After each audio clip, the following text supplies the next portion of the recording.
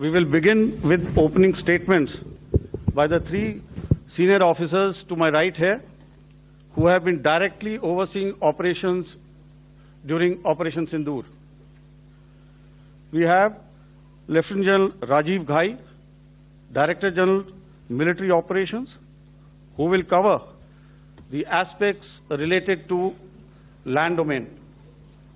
Air Marshal A.K. Bharti, to his right, Director General Air Operations, will provide insights on the air domain.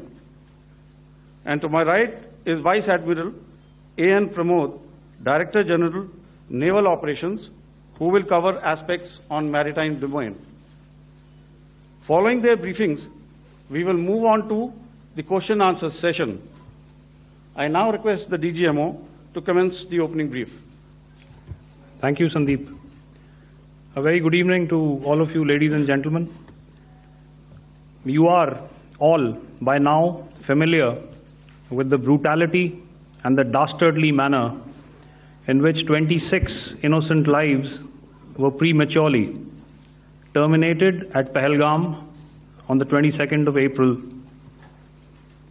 When you combine those horrific scenes and the pain of the families that the nation witnessed with numerous other recent terrorist strikes on our armed forces and defenseless civilians, we knew that the time had arrived to make yet another compelling statement of our resolve as a nation. Operation Sindoor was conceptualized with a clear military aim to punish the perpetrators and planners of terror and to destroy their terror infrastructure. What I do not state here, of course, is the often stated determination of India and its intolerance to terror. It set into motion a very diligent and microscopic scarring of the terror landscape across the borders and the identification of terror camps and training sites.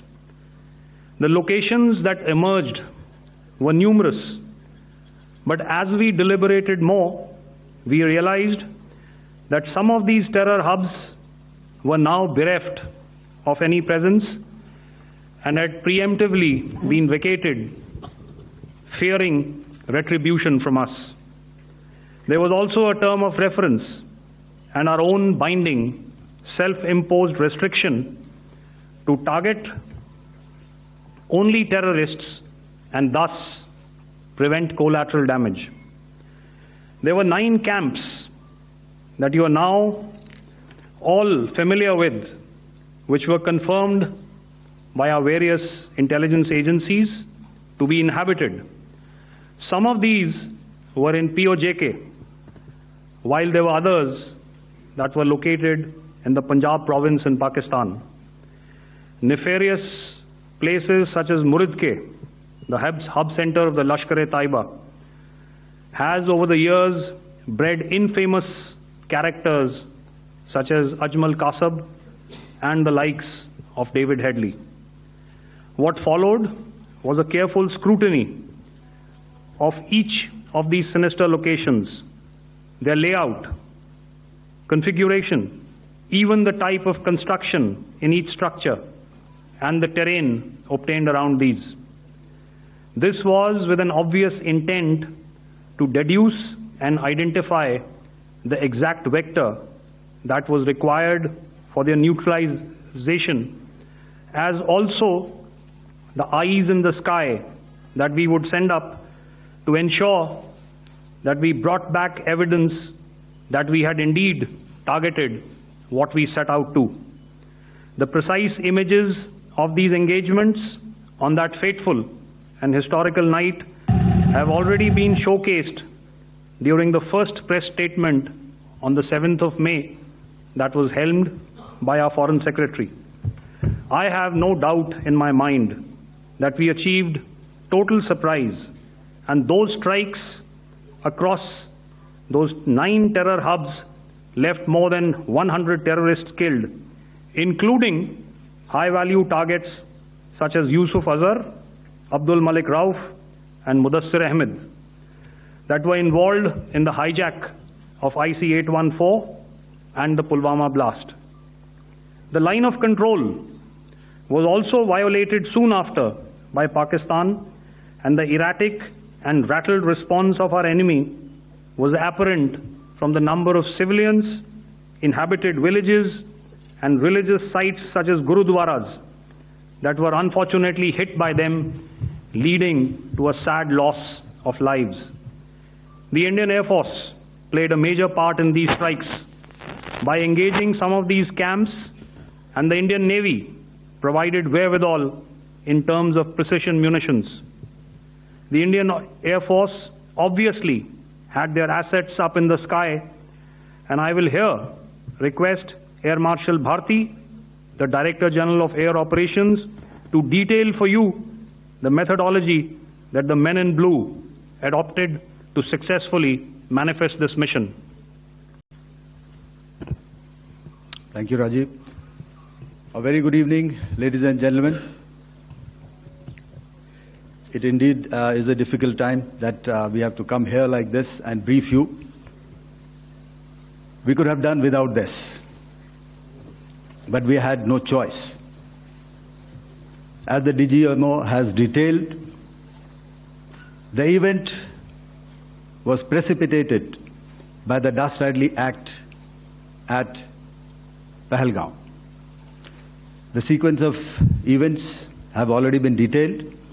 We carefully selected the targets, and out of the 9 selected targets, the target systems that were given to the Indian Air Force were the notorious training camps at Bhavalpur and Muridke, these being further from the international boundary.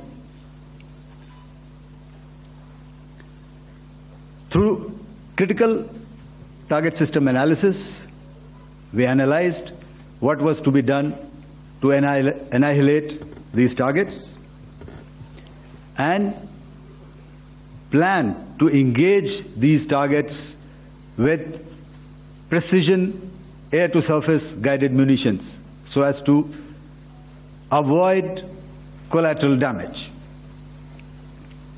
The modalities of planning process I will not go through at this instant.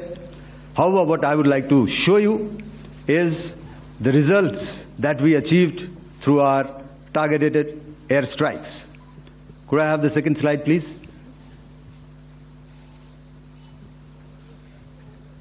Yeah, change, please.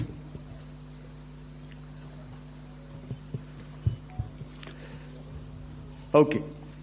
This is what the terror infra at Muridke looks like. If you see, north is as indicated, and to the right is east, where the international boundary lies. Could we have the next slide, please?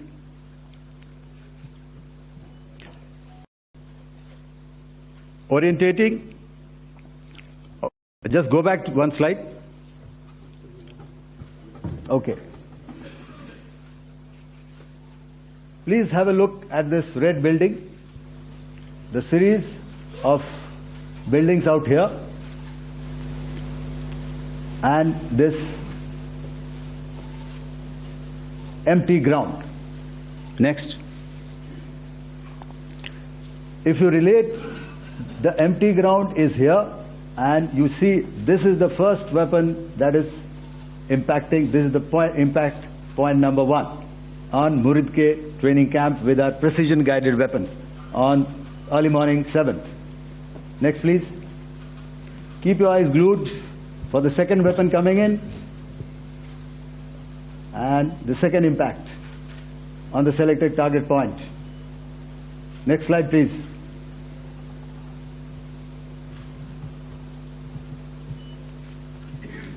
Third weapon, third impact. Continue. And fourth weapon, fourth impact. So through these targeted and precision targeting, we addressed the target at Muridke, which was the terrain infrastructure. Can you hear me? All right. Okay, I'll come closer to the mic. Now we go to the next target, which is the Bhavalpur training camp. Next slide, please. Okay, just wait. So the effect, if you see, the impact point, if I can point out, this is the impact point. The ammunition has gone through the roof and it has created a blast inside, the photographs of which you would have, all of you would have seen. And the red building, after that there was this double-story building. It has been completely decimated by precision targeting. Next, please. The target system, which was in the north, a series of buildings. I will show you how it looked. Next. Completely destroyed by our precision targeting. Next.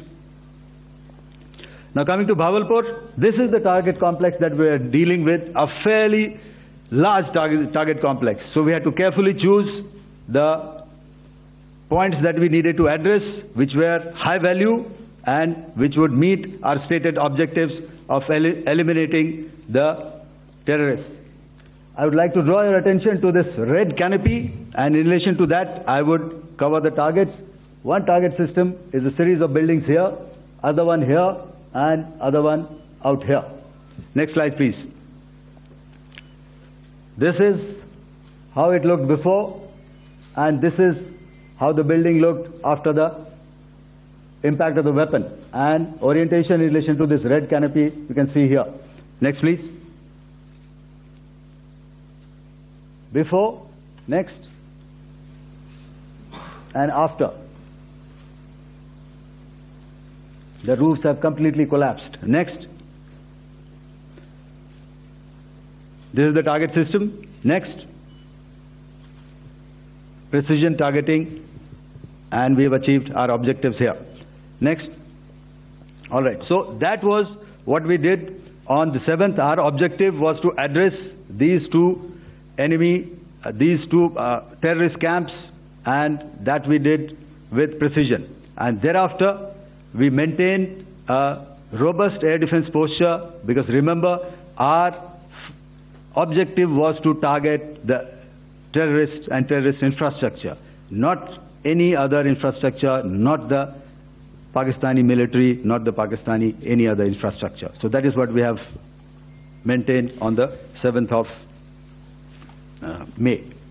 However, what we saw in the evening of 7th of May, we were saturated with a raid of Pakistani unmanned aerial vehicles and small drones.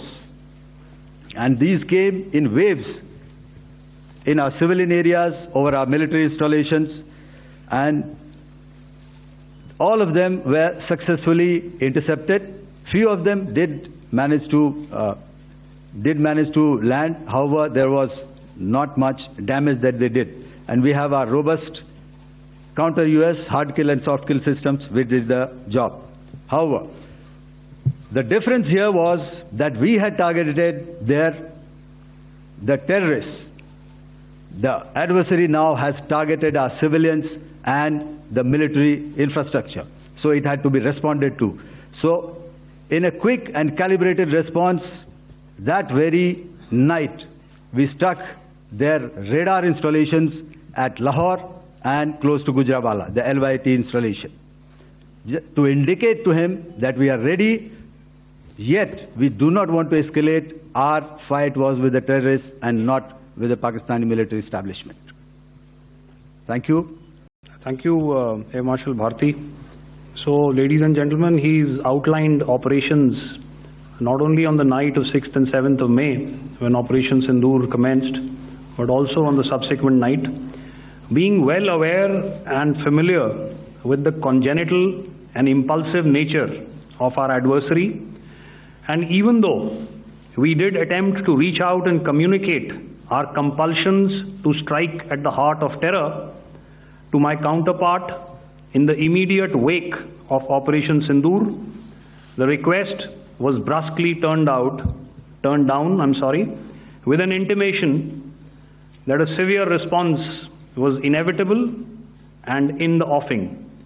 We were, of course, prepared. Operations on the 7th and the 8th, Air Marshal Bharti spoken about. On the night of 8th and 9th of May, they flew drones and aircrafts into our airspace all across the borders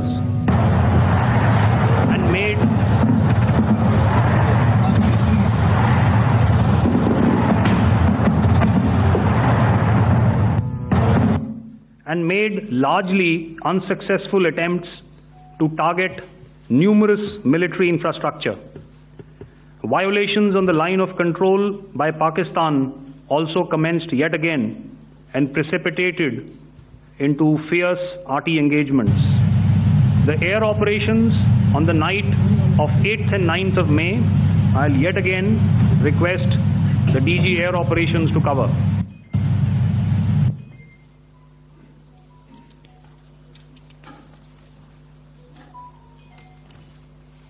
So I just covered what happened on the night of 7th and 8th.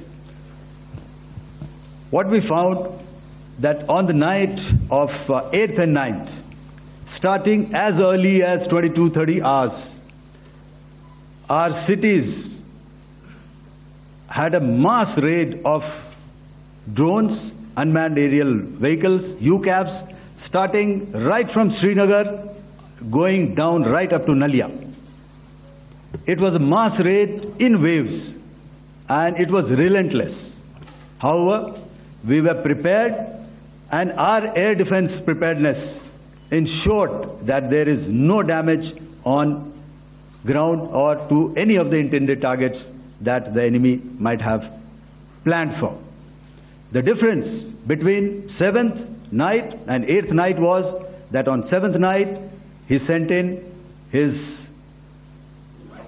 Yeha class of UAVs. However, these UAVs can go some distance, they are armed.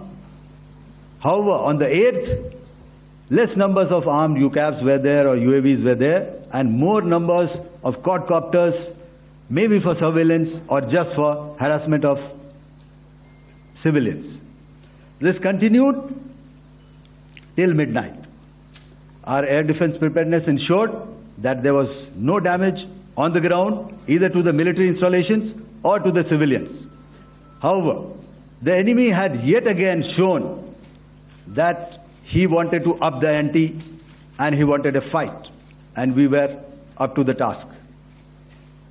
In a measured and calibrated response, we once again targeted his military installations, which included his SAM sites at Malirkant.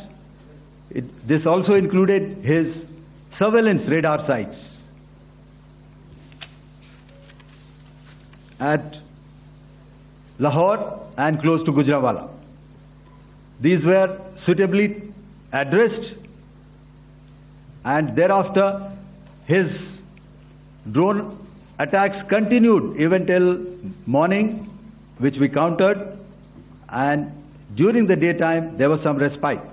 Here I would like to bring out another aspect. What we found was that while the drone attacks were being launched from somewhere close to Lahore, enemy had allowed his civilian aircraft to also continue to fly out of Lahore.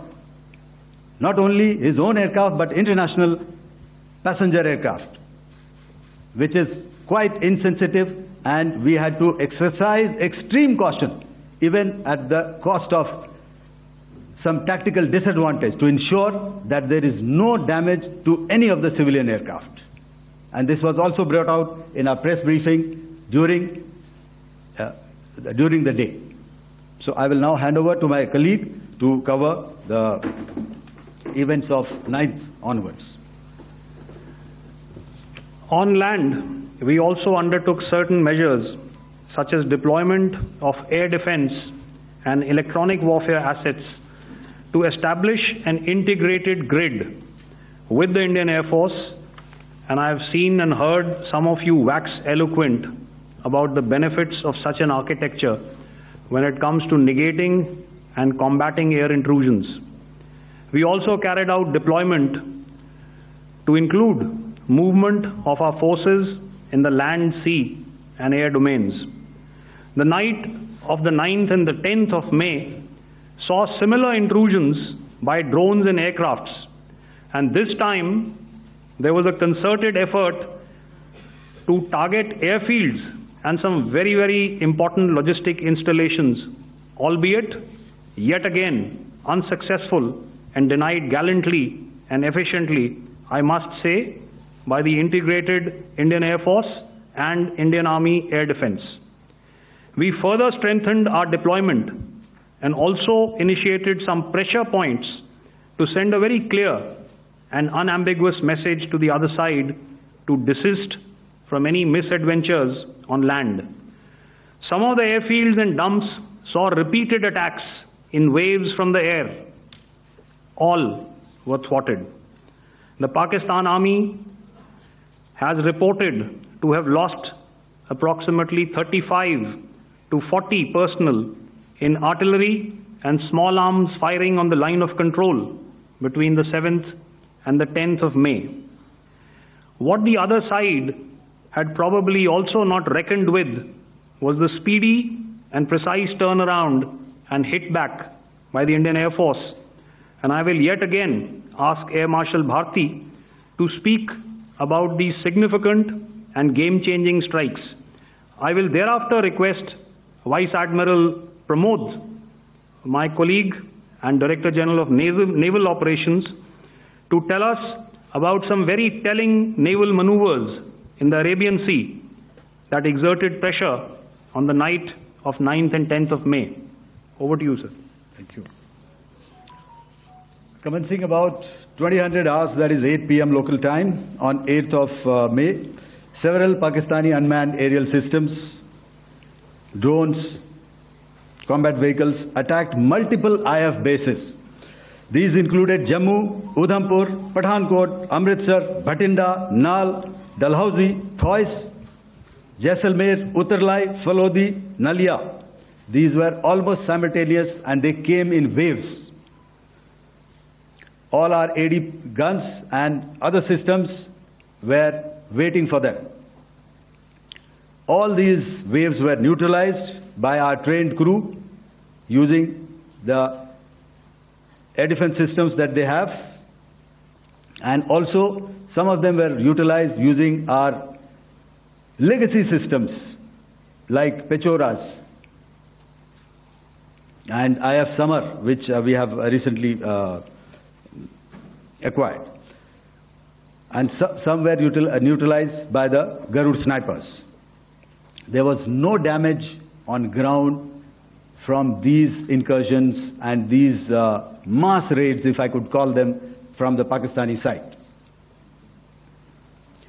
However, following these relentless attacks on our air bases, on our forward positions, and on our civilian targets, this was time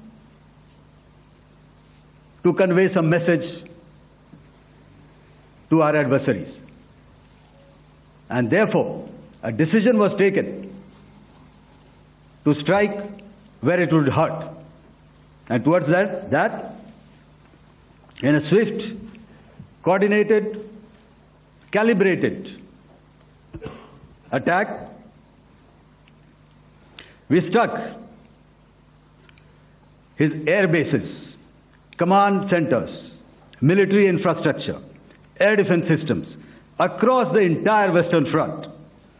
The bases we struck include Chaklala, Rafiki, and mind you, Chaklala is Islamabad. Rahim Yar Khan, Sakar, sending a clear message that aggression will not be tolerated. This was followed by strikes at Sargoda, Bholari, Jacobabad. We also struck the C2 centers at Murid, the UAE complex at Murid, Rafiki, radar at Chunia, which I will show you, Rahimyar Khan Airfield and the unmanned combat aerial vehicle hangar at Sakar. I would like to reiterate here that we have the capability to target every system at these bases and more. However, it was only a measured response to instill good wisdom to our adversary to refrain from further escalation. IF's response was directed only at military installations, avoiding civilian and collateral damage. I would now like to show you some of the effects that have been achieved as a result of our air operation.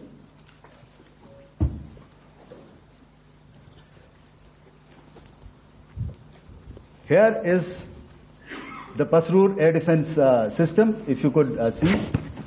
Zoomed up view, this is the radar mounted on a high tower. And after the strike,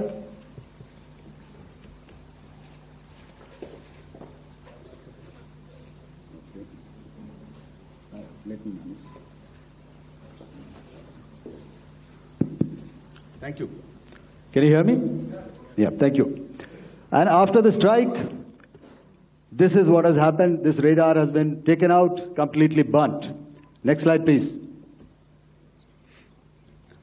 The Chunia air defense radar, which was taken out on 7th and 8th. This is the radar site.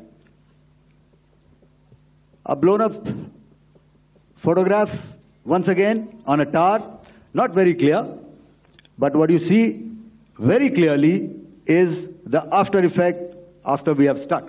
The radar head has been completely decapitated. Next slide, please. Arifwala air defense radar. In this complex, you see how it looked before, blown up image, and after really blown up. Next. Now coming to Sargodha airfield. Remember, this is one of their important airfields wherein they have a lot of assets, F-16s, other assets which they keep getting, training institutes. And we have stuck this airfield. It is not, if you zoom in here, then one impact point here on the runway and second impact point of our weapon, precision weapon on the runway. And if you see this blown up, repairing going on. Same here. Next. Rahimyar Khan. This is the area we have struck. A deep strike out here and one complex here. So this is how it looked before, and same, you see a big crater, another crater here, and this complex after strike neutralized. Next. Chaklala airfield, Noor Khan, once again a major air base, a lot of their logistic assets out here. This was the chosen complex that we intended to strike and convey a message. Next slide, please. This is how it looked before, and this is how it looked after our strike. Next. Sakar. We chose the radar site at Sakar. This is the radar site, and after it was struck, this is the aftermath, completely burnt out. Next, please. Aircraft shelter. This is how it looked before the strike, and this is how it looked after the strike. The roof of the buildings completely caved in and burnt. Next. Bolari airfield, aircraft hangar. This is how it looked before, and this is how it looked after the precision strike. Next. Jacobabad, aircraft hangar, and this is how it looked after. Next. So what I'm trying to convey here, ladies and gentlemen, is to start with, our fight was neither with the Pakistani military nor with anybody else who's there on the other side. Our fight was with the terrorists. We neutralized the terrorists That we selected to be neutralized, and thereafter we only maintained the air defense posture. However, we were relentlessly pounded by waves after waves, night after night, by his UCAVs, by his drones, and by his other unmanned aerial systems. And that left us with no choice but to retaliate, and yet our retaliation was calibrated, it was graduated, and it was proportionate. Thank you.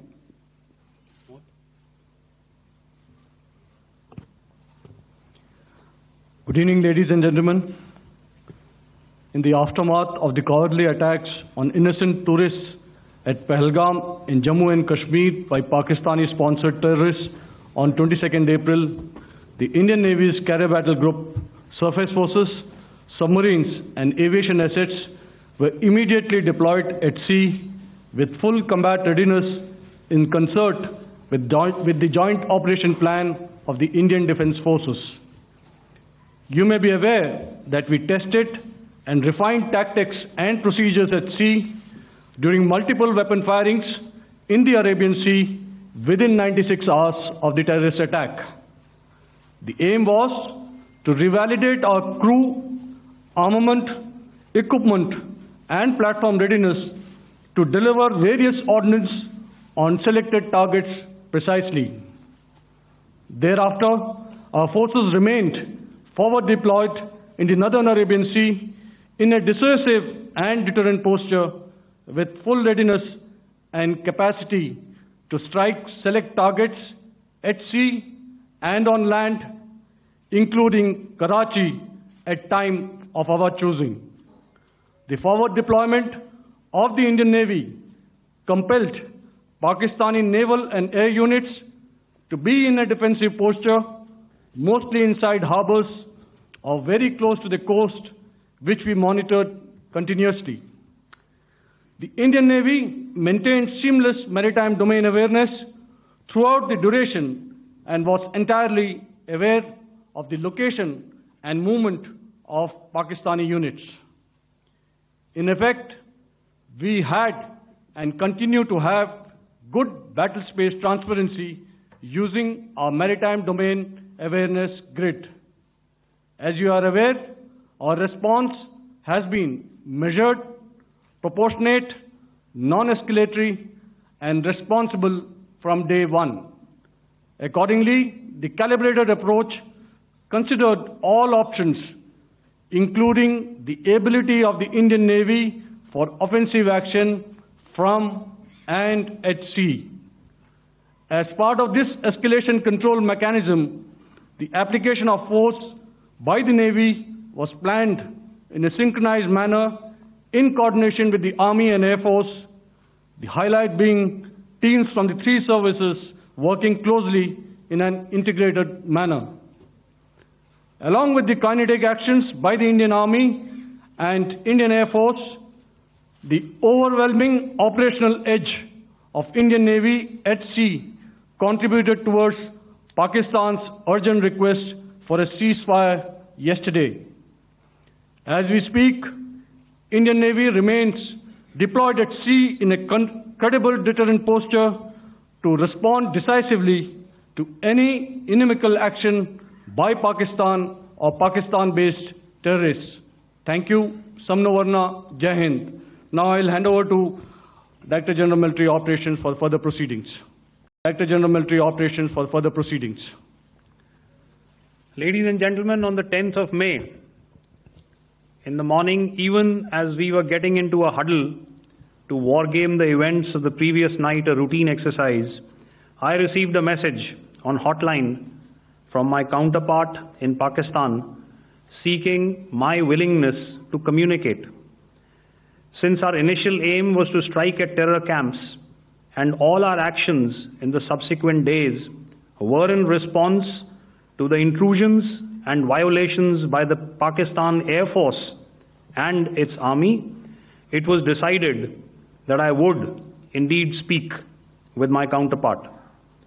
You are already aware, I've seen it being covered on national television, that my communication with the Pak DGMO was conducted at 15:35 hours yesterday and resulted in cessation of cross-border firing and air intrusions by either side with effect from 1700 hours 10th of May, after he proposed that we cease hostilities. We also decided to further speak on the 12th of May, that's tomorrow, at 1200 hours, to discuss the modalities that would enable the longevity of this understanding. However, disappointingly, and must I add, expectedly, it took only a couple of hours for the Pakistan Army to violate these arrangements by cross-border and across the line of control firing, followed by drone intrusions across the expanse of the Western Front through last night and in the early hours of the morning today. These violations were responded to robustly and dealt with as they must be. We have earlier today sent another hotline message to my counterpart highlighting these violations of the understanding between the DGMOs on the 10th of May and our firm and clear intent to respond to these fiercely and punitively, if repeated tonight, subsequently, or later. In this regard, I must inform all of you that the Chief of Army Staff has earlier today conducted a security review and has granted full authority to our Army commanders for counter-actions in the kinetic domain in case of any violation by Pakistan. In the end, I pay my solemn homage to my 5 fallen colleagues and brothers from the armed forces and civilians who have tragically lost their lives in Operation Sindoor. Our hearts go out to the bereaved families, and we express our solidarity to them in this lifetime and beyond, at this grave juncture in their lives. Their sacrifices shall always be remembered and spoken of in glowing terms by a grateful nation. We have thus far, ladies and gentlemen, exercised, and my colleague Pramod highlighted this, immense restraint, and our actions have been focused, measured, and non-escalatory. However, any threat to the sovereignty, territorial integrity, and safety of our citizens will be met with decisive force. Jai Hind.